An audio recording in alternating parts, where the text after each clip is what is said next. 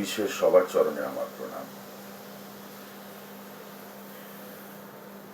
ধ্যানযোগী আচার্য Kautilya YouTube চ্যানেলে আপনাদের সবাইকে সুস্বাগতম। আমরা সমস্যা সমাধানে আচার্য কৌটিল্য এই সিরিজে আজকে আবারও বসেছি আরেকটি বিশেষ সমস্যা নিয়ে আলোচনার জন্য। এই সমস্যাটিতে প্রধানত তারা ভুগছেন যারা অনেক বয়স হয়ে গেছে, বিভিন্ন রোগে রোগাক্রান্ত, যে কারণে এই অনিদ্রার উৎপাত শুরু হয়েছে, অথবা যারা খুব বড় ধরনের চাকুরিরত, তাদের ওপরেতে কর্মের বোঝা এমন যে যে জায়গায় তারা সারা দিন তাদের কাজকর্মের পরে যখন বাড়িতে ফিরছেন তখনও ওই কর্মের মগজটাকে অফিসে রেখে আসতে পারছেন না, সেটাকে সমেত বাড়িতে নিয়ে আসছেন এবং তার মধ্যে নিমজ্জিত থাকছেন। তার জন্য স্ট্রেস তৈরি হচ্ছে, স্ট্রেন তৈরি হচ্ছে, রাত্রির ঘুম চলে যাচ্ছে। আবার একই সঙ্গে ইদানিংকালে যারা পড়ুয়া, একটু উঁচুতে পড়ছে যেসব বাচ্চারা, তাদেরও একই সমস্যা তৈরি হচ্ছে। তারাও তাদের পড়াশুনোর চাপ, প্রচণ্ড কম্পিটিশন, প্রচণ্ড পরীক্ষার উৎপাত, এই সবেতে তাদের মধ্যেও একটা কম ঘুমের রেওয়াজ দেখা যাচ্ছে। যারা ব্যবসা করছেন তাদের তো কথাই নেই, ব্যবসায় আজকে লাভ আছে, কালকে লোকসান আছে। এইসব মিলিয়ে কম্পিটিশান প্রচণ্ড, এমন কোনো ব্যবসা নেই যাতে কম্পিটিটার নেই, এরকম অবস্থা। কারণ আমরা তো কেউ মনোপলি ব্যবসাদার হতে পারিনি, বা ইলেকট্রিক সাপ্লাই বা অন্য অনেক কিছুর মতো। আমরা যা ব্যবসা করি সবাই, তা প্রত্যেকেই সেই একই ব্যবসাতে আরও অজস্র মানুষকে পাবেন। ফলে প্রতিযোগিতাও চূড়ান্ত, সেখানে লাভ লোকসানের যে স্ট্যাটিস্টিক্স সেটাও কখন কোথায় গিয়ে পৌঁছচ্ছে, তার গ্রাফ কেমন করে এদিক ওদিক হচ্ছে তা বোঝা খুব মুশকিল। এই অবস্থায় দাঁড়িয়ে প্রত্যেকটা মানুষের বিভিন্ন কমন রোগের মধ্যে এটা আরেকটা রোগ হয়ে দাঁড়িয়েছে অনিদ্রা। এই অনিদ্রায় ভোগান্তিটা এমন যে ক্রমশ দিনের পর দিন ঘুম কম হতে হতে হতে সেই মানুষের শরীর অবসন্ন হচ্ছে, তার কাজকর্মের যে এনার্জি সেটা একেবারেই চলে যাচ্ছে, খাওয়ায় রুচি থাকছে না, কোনো কিছুতেই ভালো থাকছে না, সব কিছুতেই মেজাজ খারাপ, শর্ট টেম্পার্ড হয়ে যাচ্ছে, কোনো কিছুতে ধৈর্য থাকছে না, অনেক কিছু রোগ দেখা দিচ্ছে এই অনিদ্রার কারণে। একটা স্বাভাবিক নিদ্রার যে পরিমাণ মানুষের জীবনে থাকার কথা সেটাই প্রায় লুপ্ত হয়ে যাচ্ছে। সাধু সন্ন্যাসী যোগীদের কথা আলাদা, তারা হয়তো কখনো ঘুমোনি না, তাদের ওই বিষয়টায় অভ্যেস তৈরি করতে হয়েছে, দীর্ঘদিনের যোগ অভ্যেসের জন্য তার এই অভ্যেস তৈরি হয়েছে তাদের। কিন্তু সাধারণ মানুষের তো সেরকমটা হয় না। ফলে কি দাঁড়াচ্ছে, আজকের এই বিভিন্ন রোগ তাদের মধ্যে এসে দাঁড়াচ্ছে। আমরা আজকে এটা নিয়ে যখন আলোচনা করতে বসেছি তখন ছোট্ট করে একটা জিনিস বলে দিই, যে আমরা কি করে মুক্ত হতে পারি তার কথা তো নিশ্চয়ই বলবো। তার আগে বলি, চেষ্টা করবেন আমরা যে ঘরে শোবো সেই ঘরের পশ্চিম দিক যদি সম্ভব হয়, পশ্চিম দিকটাকে আপনারা ফাঁকা রাখুন। আমরা সব দিকেই আসবাব ভরে ফেলি, সব দিকে সুন্দর দেখবার জন্য, এদিকে আলমারি, ওদিকে সোফা, ওদিকে চেয়ার। যদি কোনোভাবে পসিবল হয় তাহলে পশ্চিম দিকটাকে ফাঁকা রাখুন। আপনার যে বিছানা, যে খাট, সেই বিছানা থেকে পশ্চিম দিকে অন্তত 6 হাতের ব্যবধান, এবং পশ্চিম দিকটা খালি, পশ্চিম দিকে কিছু নেই, ওদিকটা প্যাসেজ, আপনি হাঁটতে পারেন, পায়চারি করতে পারেন, বা এমনি ফেলেও রাখতে পারেন। স্বাভাবিকভাবে আমাদের বাস্তু বলেন যে পশ্চিম দিক যদি আপনার শোবার ঘরের ফাঁকা রাখা যায় তাহলে অনিদ্রা রোগ প্রশমিত হয়। চেষ্টা করে দেখতে পারেন।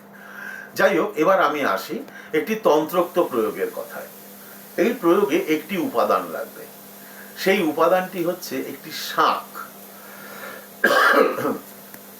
ঠিক ধরেছেন, সেই শাঁখ, যে শাঁখ আমরা বাজাই, কিন্তু এই শাঁখটা বাজানোর জন্য ব্যবহার হবে না। দেখতে হবে যে শাঁখটি আপনি কিনবেন সেটি একেবারে সাদা ধপধপে হতে হবে। সেটি ছোট বড় এতে কিছু এসে যায় না।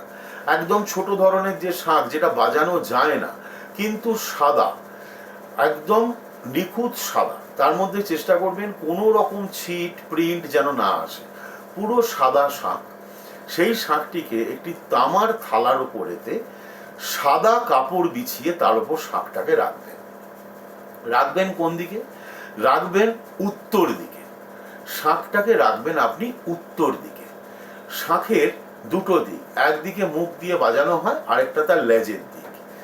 আপনি যেদিকে শোবেন মানে আপনার দিকে শাঁখের সেই মুখটা থাকবে যে মুখটা আমরা বাজাই, আর লেজটা থাকবে উল্টো দিকে। এইভাবে আপনি শাঁখটিকে থালার মধ্যে প্লেস করবেন। এই শাঁখটি কিন্তু যদি বাজানোর উপযোগী হয়েও থাকে, এই শাঁখটি কখনো বাজাবেন না, ওটি ওইখানেই রাখবেন।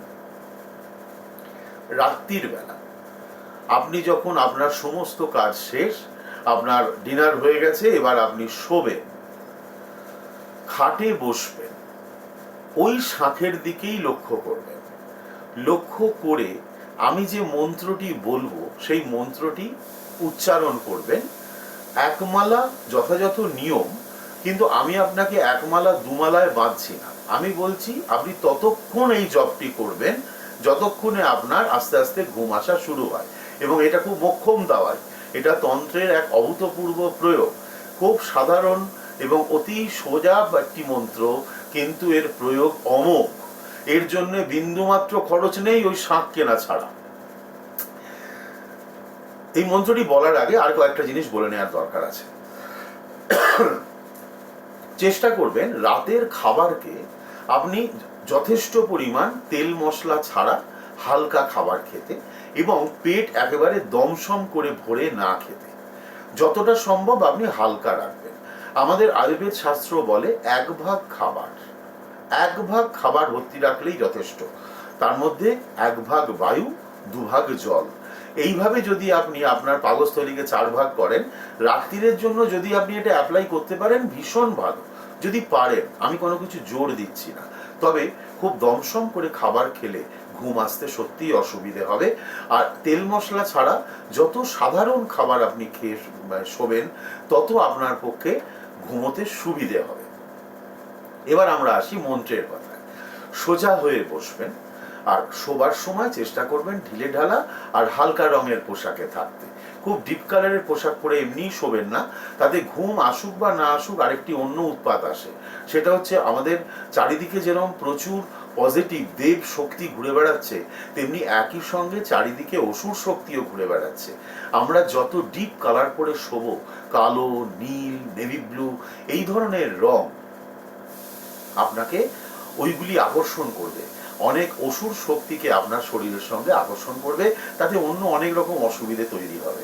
চেষ্টা করবেন হালকা পোশাকে শোবার, হালকা রঙের হালকা পোশাকে। এবার আপনি বসলেন উত্তর দিকে মুখ করে, ওই শাঁখের দিকে তাকিয়ে। মন্ত্রটি ভালো করে শুনবেন।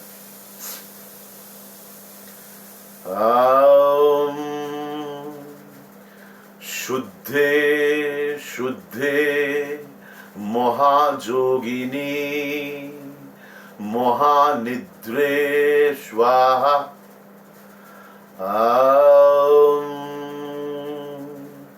শুদ্ধে শুদ্ধে মহাযোগিনী মহানিদ্রে স্বাহা। এই মন্ত্রটি ততক্ষণ জপ করুন যতক্ষণ আপনার ধীরে ধীরে ঘুম না আসে। প্রচুর জল খাবেন সারাদিন, হালকা খাবার রাত্রিরে খেতে হবে বলেই দিলাম।